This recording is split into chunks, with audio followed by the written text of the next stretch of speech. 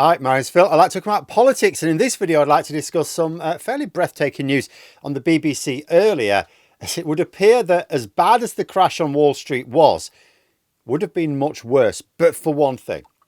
Lots of investors still don't think Trump's tariff regime will actually be applied in full, even though he has just done so. Now, granted, Trump has a habit of backing down on things pretty quickly, but is it really safe to assume that Trump isn't committed to these tariffs at this point when he has spent so long planning them? But first, for daily news and commentary, please hit the subscribe button to stay notified. So, of the many spectacular news stories connected with Trump's tariffs floating about, this tiny little report from the BBC's economics editor Faisal Islam stood out for me. There were two very significant points raised. The first is that some experienced observers in the markets get the impression that investors still don't ultimately believe that Trump is going to impose this full tariff package. In other words, the market is actually still overpriced.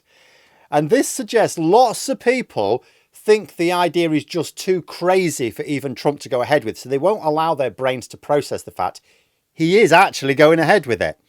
It also means that despite the value wiped off Wall Street, it's not as much as it should have been. And this is crazy. Consider that Trump has levied the highest tariffs on the very countries where so many massive US manufacturers produce their goods. Of course, Trump's claim is that by doing so, those American companies will be forced to bring production back to America. But there's a reason why much of that production is in Asia to begin with. And it's not because Apple and Nike and others enjoy having their goods bouncing up and down on the Pacific. It's because if the production was based entirely in the USA, the cost of production would increase, making them much more like luxury items. And, and the cost for consumers, of course, would increase, often beyond affordability. And given that these moves will raise the cost of essentials as well as luxuries, and do nothing to increase the wages of ordinary Americans, they'll just sell way less stuff. But if investors really don't believe Trump will stick to his plan, I do not think they've been paying attention. It might also explain why some supposedly serious economists in America still don't think a recession is likely. They're saying it's now more likely, but they still don't think it's likely, because if Trump carries on with these measures, it's hard to see how recession is avoided. So this all fits. People just don't believe Trump will persist. Perhaps this is one of those things explained by Gary Stevenson in many of his videos, that the people with the big money in the investment markets are actually just pretty thick. Back last year, they thought Trump would be better than Harris for the stock market. That was what was in the economic news. They thought that a Trump presidency would be good for the stock market, not so much Harris. Now, they still can't bring themselves to believe that Trump means to implement the tariffs that he's been promising for so long, and that he announced to great fanfare. These people sound pretty thick to me. They're certainly not politically astute, which is mad, because economics is totally intertwined with politics. We saw it in the UK with Brexit, didn't we? Economists just couldn't bring themselves to factor in the idea that our government would do mad shit which would kill off our trade. But the government did do mad shit because the political pressure to do so was greater than the economic pressure against it. The economists didn't get that. They assumed that economics trumps everything, if you'll pardon the expression. It doesn't. Politics does. And politics is about perceptions, not cold, hard facts. And in this post-truth world, which Trump has contributed to, perceptions are increasingly out of kilter with reality, which means that politics will increasingly encourage governments to do more mad shit in future. Trump can proceed with his strategy as long as he can convince his supporters that his strategy makes sense. In their own head, it makes sense. Oh yeah, Nike, producing their sneakers in Vietnam. Bring production back to America. Yeah, great idea, creates jobs. And they don't think to themselves, are you going to pay 50% extra? Or 100% extra? The economic stupidity behind these tariffs is insane, at least in terms of the stated reasons for imposing them. And I know some of you are still insisting there's some cunning, albeit nefarious strategy behind the plan. I don't believe trashing the global economic system is his plan. America wins, including, America currently has a government of billionaires, right? Billionaires do not want to wreck the economic system that made them billionaires, right? I think it's much more likely, in line with what Faisal Islam has been saying on the BBC, I think it's much more likely that Trump is using these tariffs to force countries to agree to a hasty rewrite of their trade deals with America and that are more in America's favour. It's the only justification which might make sense that I've come across so far. You know, when he announced them, Trump took to social media to say that it all worked out well. After the stock market had $2.5 trillion of value wiped off it, Trump insisted that it was still going well. Not that it was going to go well. He didn't revert to his previous argument, oh yeah, short-term pain, long-term gain. No, it was already working out, he said. Trump knew the stock market would crash. What other possible reaction do these investors think is going to get Trump to back down in the short term? I mean, sure, you can't rule anything out with Trump. Maybe he'll cancel the whole thing next week, or maybe he will revise some of his figures downwards. But there is no logical reason for supposing he will. Whatever he is aiming to do is clearly not going to be put off by a stock market crash because he factored that in. That is why he made his announcement after the stock markets in America had closed. So what else will force him to change tack?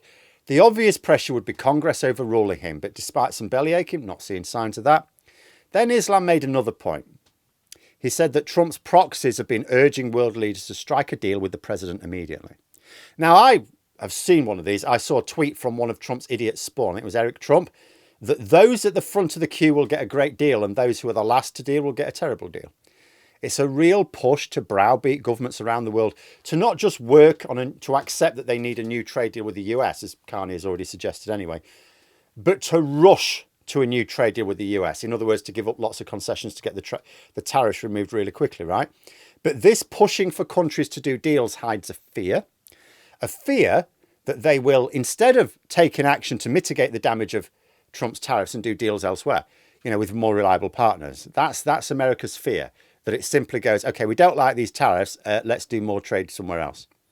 Spain and Taiwan have already announced economic packages to help soften the blow for some of their companies. Canada and China have announced retaliatory tariffs. There's a sense that Trump's government fears that instead of rushing to do trade deals, which is what they want, most of their target markets instead will either retaliate if they're strong enough, most aren't, or at least mitigate the damage and ultimately look to do trade deals elsewhere. If Trump does fear this outcome, that suggests his tariff schedule was a strategy just to get new trade deals with countries around the world and claim that favour the US and claim a big win with his own public. And absolutely, if that's the way it pans out, Trump will have certainly done what he claimed. But the risk, of course, is that America just gets cut out of some supply chains, that countries take the hit on exports to the US because at the end of the day, any trade deal Trump wants is not net good for them, and attempt to find more with other markets, whilst also restricting US imports.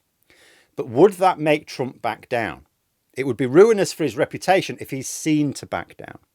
So he would at the very least need a face-saving way out where he gets to claim victory. But what has to happen before he sees he's failed? And how long will that take? And what of the American public? Overnight, their Nike trainers or sneakers and iPhones are about to become 50% more expensive. And then think about all the stuff Americans on lower incomes buy, which is made in China to keep costs down. And what about the eggs? Well, nobody think of the eggs. The problem, of course, is that Trump's supporters believe that the short-term pain will give way to long-term gain. They may well give him actually some considerable time before they realise they've been conned. And finally, so all this talk of Trump potentially using the tariffs to browbeat other countries into rushing into new trade agreements. So I'm sure many of you are thinking, well, why are we doing it then? Why is the UK doing this? So that I'd say, well, we're not. These trade talks had nothing to do with the tariffs. We began them because Trump was up for them. And it was along tech lines, which Labour want anyway. And I've also said before, I'm not getting hung up over the digital services tax. It doesn't sit right. But letting British exporters lose their jobs because of it sits even less well with me. Besides, what Trump is asking for, there's a lot of people misunderstanding what Trump's asking for. He's not asking for the tax to be abolished. He's asking that it be evened out across different companies. So it would go down for some and up for others. So spread out more. However, if he demands something which is not worth it, whether that be chlorinated chicken or weakening online safety laws, when they actually need strengthening, or our own equality laws, or anything like that, we should certainly walk away. A trade deal is the path of least resistance. I support it as a plan A, but it's not the only option. We have other alternatives to mitigate the impact of the tariffs. We have the ability to lower trade barriers with the EU in a way that lots of other countries don't. Other countries can try to work more closely with their geographic neighbours, for example, in particular, in terms of better trade to mitigate. We have a really good way. We raised unnecessarily high trade barriers with the EU, so we can lower them down to more acceptable levels. There are options. The trade deal is not all the eggs in one basket. It's just the easiest way to dodge the tariffs. If it doesn't work, there are other things we can do. As for the rest of the world, it will be very interesting to see how many of the most advanced economies respond. If it is with retaliation and mitigation, then Trump will have played his hand very badly. It will then just be a case of waiting to see just how much damage has to be done to the American economy before he is forced to change tactics. But there we are. Those are my thoughts. Let me know yours in the comments below. If you've enjoyed the video, please click the like button and subscribe for further content. If you'd like to support the channel further, you can click the join button for memberships. Thanks for watching, and until next time, I'll see you later.